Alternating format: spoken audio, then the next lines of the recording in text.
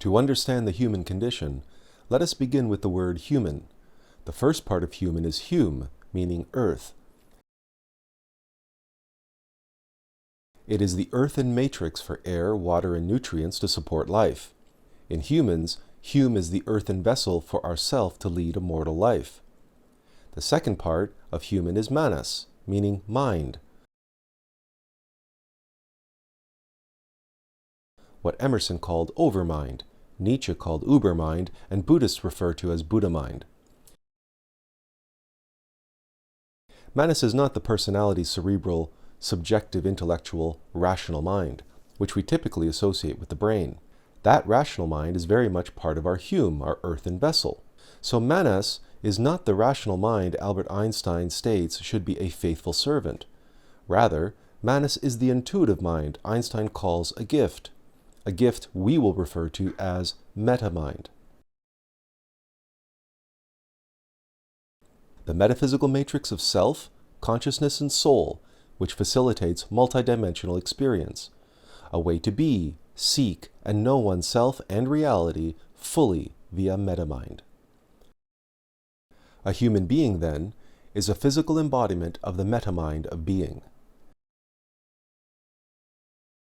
In microcosm, we could say a human being consists of two pillars: the physical world we see, the physical vessel of a thinking and feeling hominid on earth, and the metaphysical world we seek, self-evident experiential knowledge of, by conscious experiencing being one with metamind. A human being is the balanced union of these two pillars, as this ancient earthen vessel from the Andes depicts. The physical self, one with the metamind of being.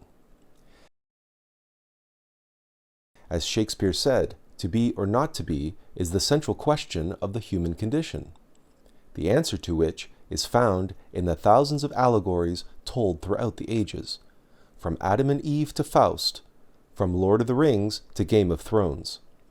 That we have yet to grasp the answer, practically, comprehensively at every turn in our lives, in all our challenges, endeavors, successes, and failures, is the one reason, a single pillar on which rests the cause of all of humanity's confusion and suffering, and blinds us from knowing ourselves and the world as a conscious experiencing being.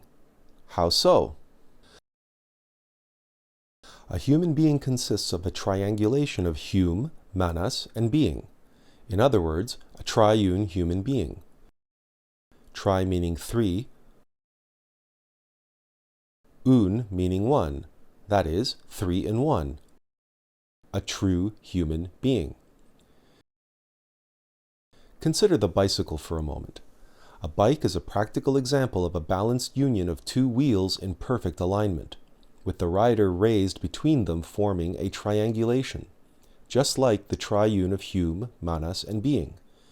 In this light, a true human being is analogous to a bicyclist.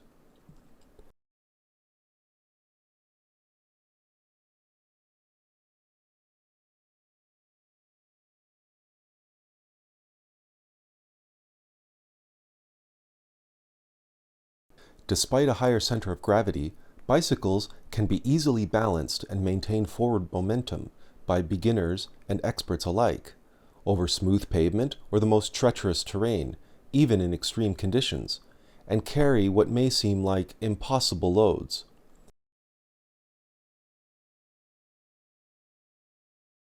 Be it for a cross-country trip or just a quick spin around the neighborhood, this humble two-wheeled contraption is far and away the most popular, successful, and abundant vehicle on the planet, and for good reason.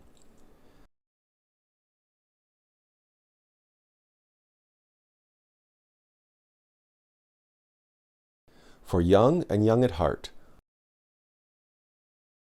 on your way to work or hard at work, on a mountain or in a sprint to the finish. No matter who you are or where you come from, it is more than likely you have ridden a bicycle at least once in your life, if not on a regular basis. But stop right there. If bicycles are so ubiquitous the world over, populated by physical cyclists, can the same be said of metaphysical cyclists? Are we true human beings with our rational mind and metamind in balanced alignment under the leadership of our being, our true self? To answer that question, let's dig beneath the surface and analyze just how a bicycle works. In a bicycle, the rear wheel follows the front wheel. The front wheel is steered by the cyclist, who ultimately sets the direction of the bike. Likewise, the cyclist provides the drive by pedaling the bike and turning the crank. That driving force is then transferred to the rear wheel, producing traction, literally where the rubber meets the road. This is made possible by the chain, which gives the rear wheel a direct connection to the cyclist.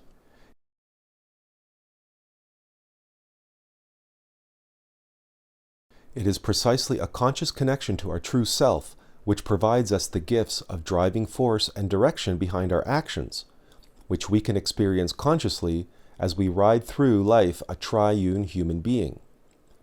But the reality is most people lack this conscious connection to their inner cyclist and have discarded their metaphysical bicycle altogether, and therefore humanity suffers the human condition.